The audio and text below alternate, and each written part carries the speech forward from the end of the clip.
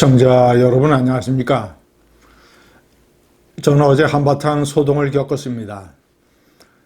이슈 카톡이라고 하는 유튜브 좌파 매체에서 제 김진TV 동영상을 허락도 받지 아니하고 몇몇 장면을 끄집어내서 앞뒤 순서를 바꾸고 교묘하게 조작을 해서 제가 이재명을 지지한다라는 식으로 영상을 만들어서 퍼뜨렸습니다.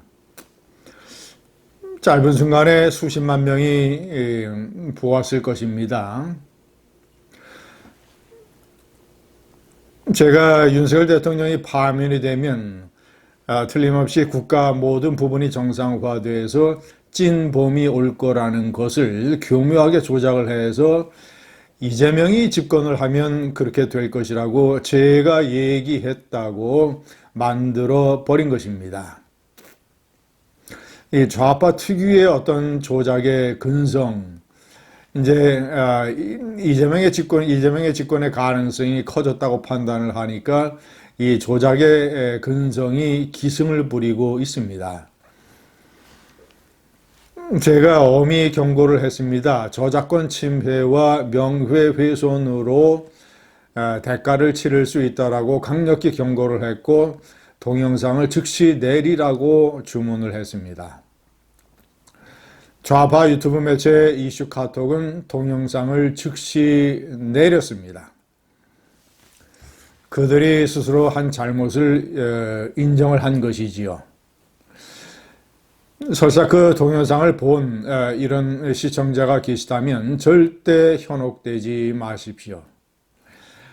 저는 이재명의 집권을 막기 위해서 보수가 어떤 해결책을 가져야 되느냐 이런 주장을 계속 해오고 있고 지금도 하고 있는 사람입니다.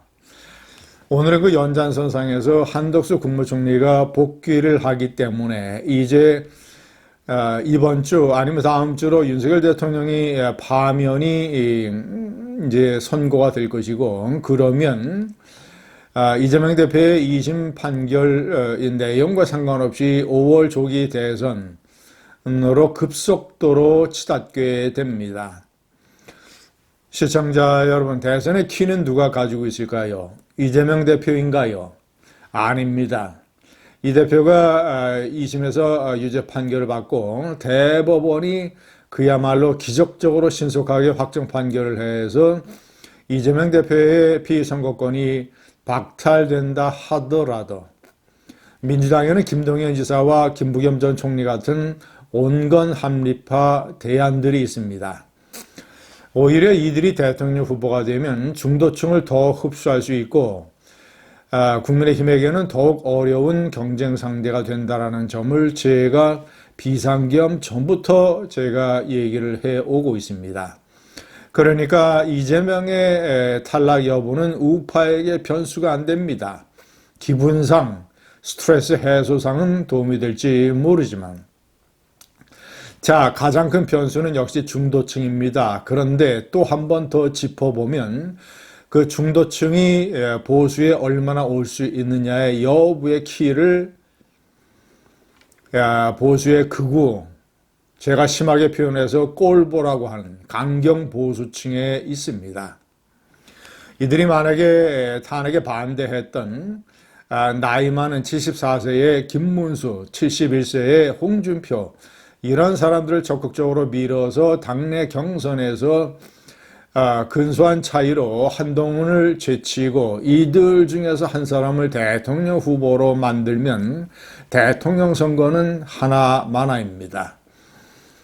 이것은 좌파에게 정권을 헌납하는 것입니다. 중도층이 전부 다 대부분 등을 돌리기 때문입니다. 아니 탄핵 선거에서 탄핵 반대를 한 후보를 내세운다는 게 이게 머리가 있는 사람들의 생각입니까? 시청자 여러분, 유일하게 싸울 수 있는 길이 제가 여러 번 얘기를 했지만 탄핵 찬성 후보를 내세우는 것입니다.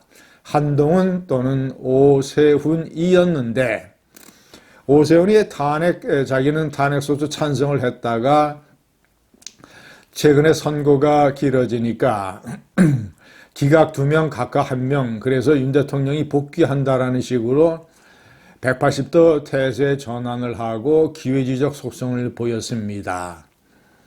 때문에 이것이 치명적인 약점이 될 것이고, 또 부동산 정책, 그러니까 토지거래 허가제를 잘못 운영을 해서 만약에 그가 대통령 후보가 되면 TV 토론에서 야당이 집값 내란범으로 몰아칠 것입니다.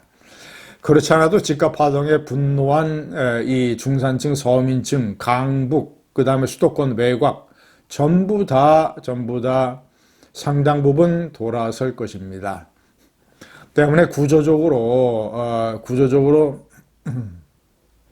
그리고 또 오세훈 시장은 만약에 서울시장을 그만두게 되면 현재와 같은 분위기 내에서 좌파에게 서울시를 헌납할 가능성이 있습니다. 과거 무상급식 투표 때 잘못 판단을 해서 박원순 시장에게 서울시를 헌납을 했던 그 죄과를 또 반복하게 될지 모릅니다. 이 세 가지 이유로 오세훈 시장은 출마를 포기해야 됩니다. 그리고 같은 어떤 이 온건파 중도층을 흡수할 수 있는 한동훈 후보를 적극적으로 밀어줘야 됩니다. 과연 그가 그런 선택을 할지 지켜보시죠. 자, 그리고 물론 이제 조금 전에 말씀드린 대로 홍준표나 김문수 같은 탄핵 반대 후보를 내세우면 필패입니다.